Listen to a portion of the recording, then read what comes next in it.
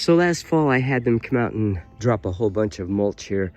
I spread it all out, and then to plant my potatoes, I dug the mulch out of the way, planted the potatoes in the dirt, and covered it back up with mulch again. And I just can't talk enough about the virtues of a mulch garden. I've never had to water, and when it does rain and rain and rain, which usually destroys my potatoes, the water just kind of drains out. And so I like the fact that that I'm working with a mulch garden. Have been for a couple of years now. You can see over here everything is mulched, big time, and way down there as well. And the virtues of a mulch garden, I guess. So they laid down a whole bunch of mulch, and I come along with my pitchfork and I get the mulch out of the way down to the dirt, and then I plant my sweet potatoes in the dirt and then cover it back up with mulch once I get my sweet potatoes growing. And same thing happens right here. Dug a big trench, got the mulch out of the way, planted my spaghetti squash into the dirt, then brought the mulch up to the plants when they started growing, and I never have to water because there's so much moisture retained in the soil and in the mulch itself, and yet it never seems to be so much moisture that it drowns everything out. And so I've got a lot of different types of squash growing on here, and I've got watermelons growing on over here, and follow the same procedure. Dig down to the dirt, plant my seeds. When the plants come up, bring the mulch up to it. That way it always has the opportunity to have moisture all around it. Doing the same thing with my tomato plants. They are also, nothing's planted in the mulch, everything's planted in the dirt, and then I bring the mulch up to it. And that's kind of how this process works. Yay!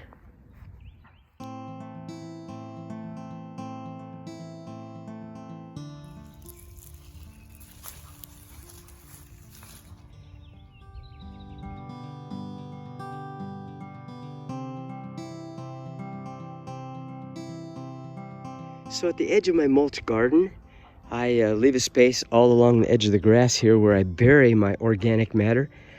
Anything that's left over from inside the house, rinds and peelings and stuff like that, I just bury it here so it'll kind of mulch into the soil. And I discovered that I had some potato plants growing along here that I did not plant. They were volunteers, and happened to be some peelings, I think, from, or just some really old russet potatoes that needed to be thrown out, and they produced some more russet potatoes to go along with the red potatoes that I've already planted.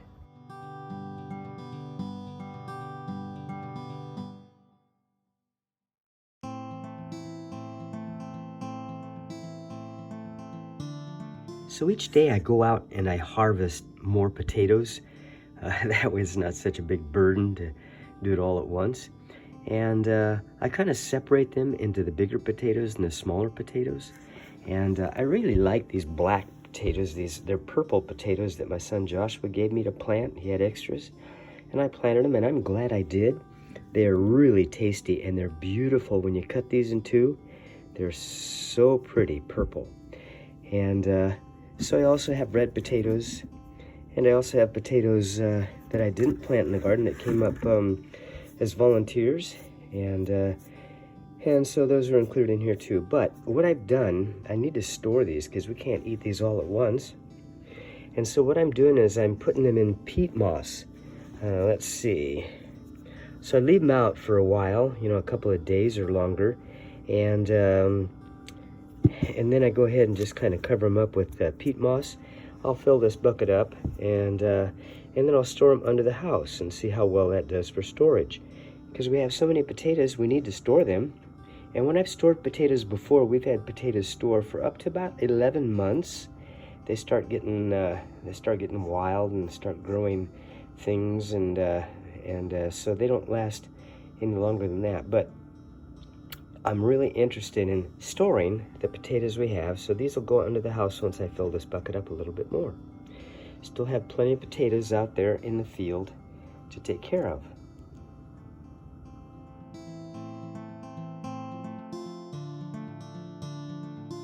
My wife Vicky goes out about every day and picks blueberries. And we've got so many blueberries now in the freezer, I don't think our freezer is going to be able to hold any more. And we've been giving them away, and we have an Airbnb, and we invite our guests to go out there and pick as many as they want. And so there are out there, if you can see them, all of those are blueberry bushes. And they're loaded. They're loaded. So they're there and there and there and just loaded. And so we have blueberries for several months out of the year. And I usually buy blueberries at Costco because they're wild blueberries and they have a good flavor. And these blueberries this year have been pretty sweet. Some are tart. That just depends on the varieties we have. But I really like my blueberries sweet. I like them tasting more like wild blueberries if they can. And but we have a lot of blueberries. We have made jams and jellies and syrups and just canned blueberries.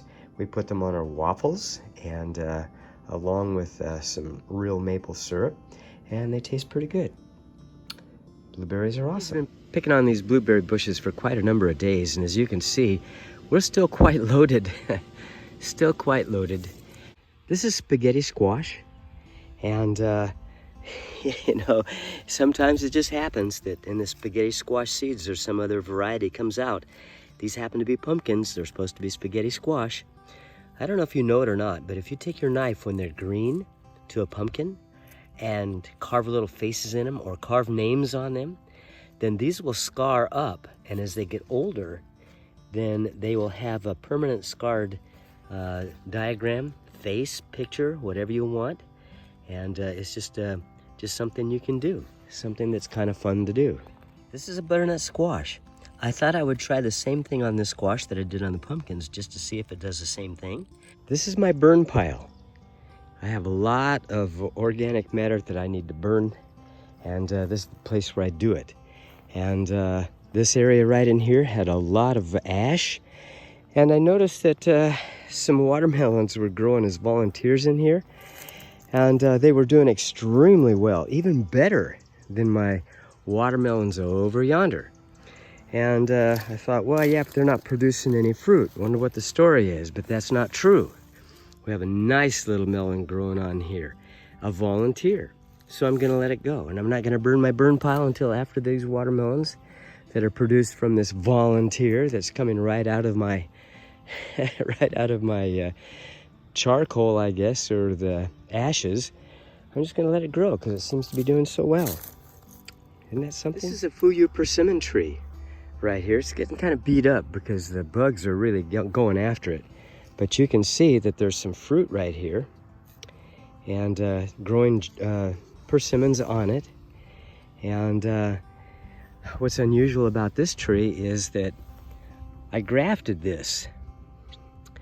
This is an American persimmon rootstock right here, and I grafted into it this persimmon. And it was just a bud. I grafted the bud right into the side. And once it got going, I cut off the top of the American persimmon.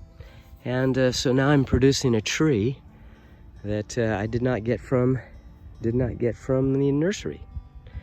And I have a nursery tree over here, and this one is an Hachia, I think it's called.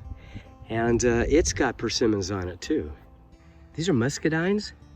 And I have two long rows of muscadines. The other one's behind this one.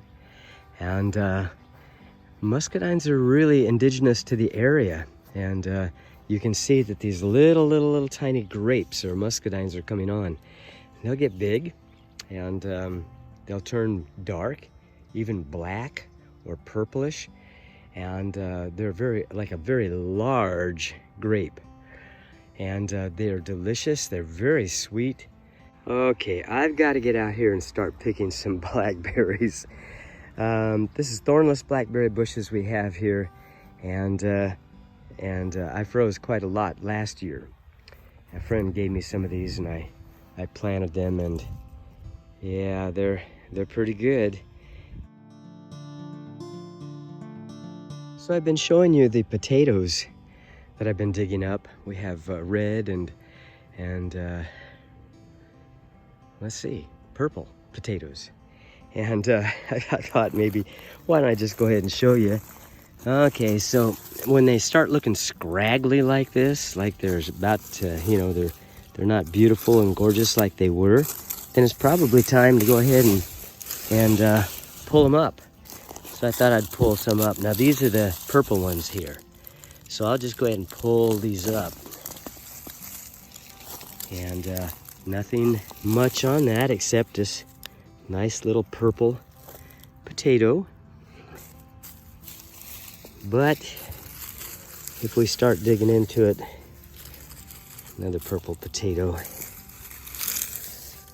Another purple potato.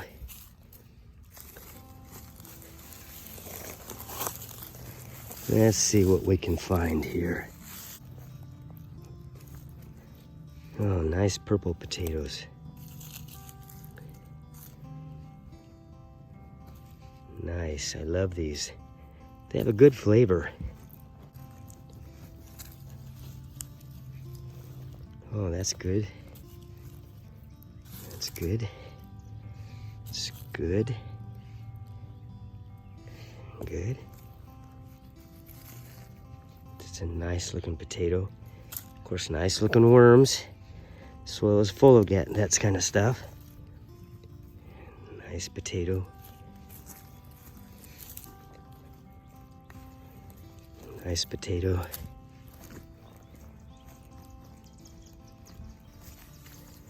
Oh, nice potatoes.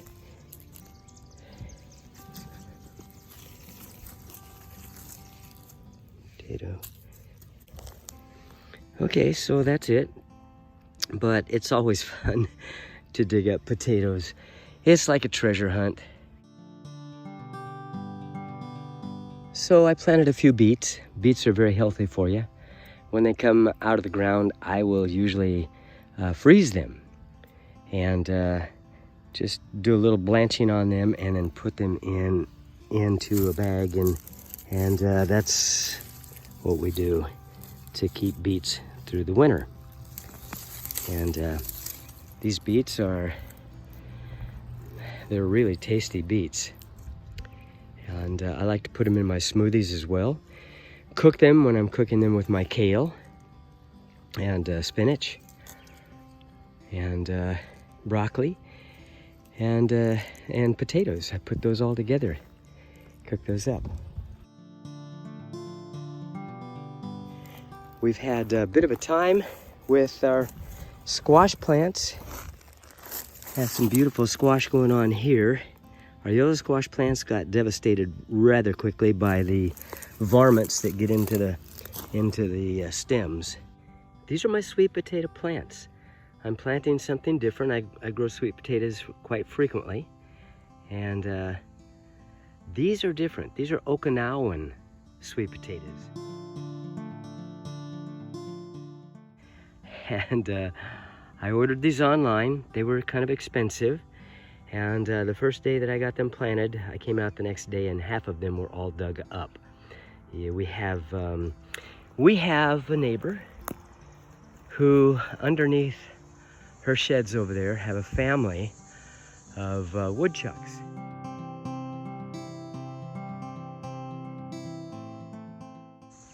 And not only is there a family of woodchucks right over there, but in the back of their yard, there's another group of woodchucks. And they like to come and they like to eat my stuff.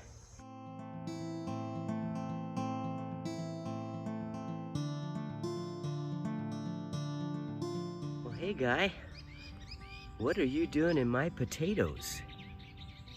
Huh? Okay.